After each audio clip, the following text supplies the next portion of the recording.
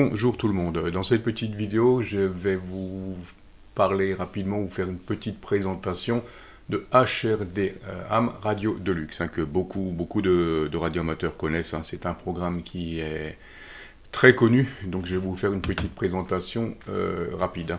Donc voilà à l'écran ce que vous aurez une fois que vous aurez fait l'installation de votre logiciel. Voilà, donc ici c'est la version enregistrée bien entendu. Bon, c'est vrai que le logiciel en lui-même n'est pas forcément donné, c'est un abonnement sur l'année. Voilà, mais par contre, bon, c'est vrai que le logiciel est assez intéressant. Donc, première chose, bon là j'ai déjà un poste de connecté comme on le voit, donc la fréquence sur laquelle je suis, et là ça c'est la fenêtre principale. De là on a accès, comme on le voit, à toutes les fonctions du poste, commande du volume par exemple, là j'ai... Voilà, donc là il y a un QSO sur le relais local, donc là vous avez le volume, toutes les commandes du poste directement depuis votre écran.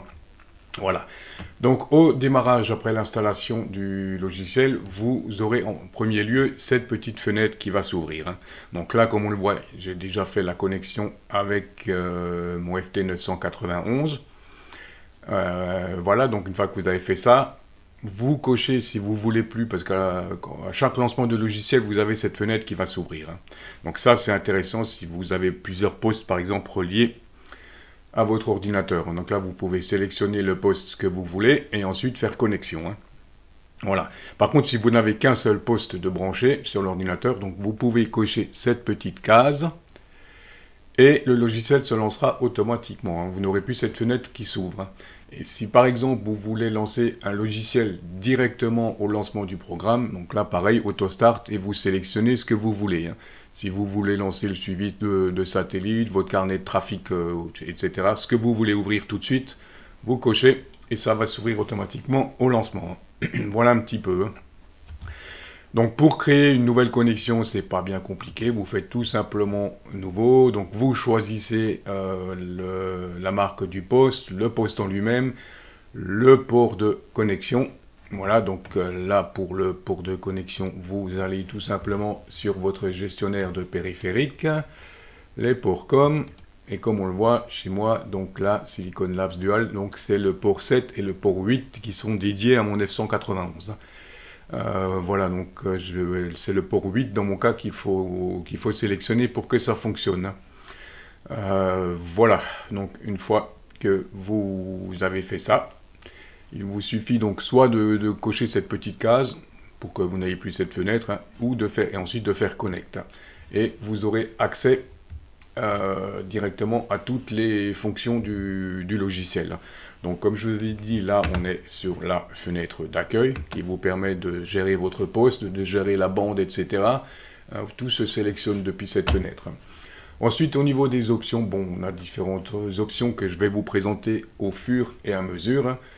Donc on a notamment le carnet de trafic, voilà, qui est assez intéressant, qui est bien fait. Donc je vais vous faire une vidéo à part sur le carnet de trafic.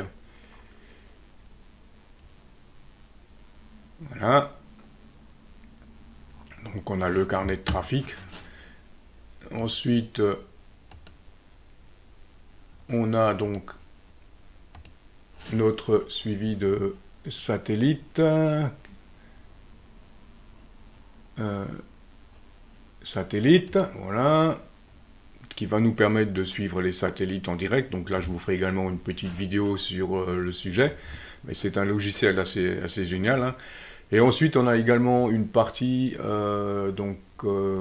pour commander directement un rotor. Vous pouvez connecter un rotor à votre PC et le gérer directement depuis le logiciel. Donc ça peut être intéressant dans la mesure où vous regroupez vraiment toutes les commandes sur votre PC.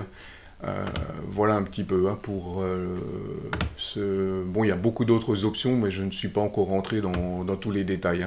Le but de cette vidéo, c'était de vous faire une petite présentation rapide et de vous montrer un petit peu les possibilités de ce logiciel. Donc je vais revenir dans les prochaines vidéos sur le carnet de trafic et sur le suivi de satellite.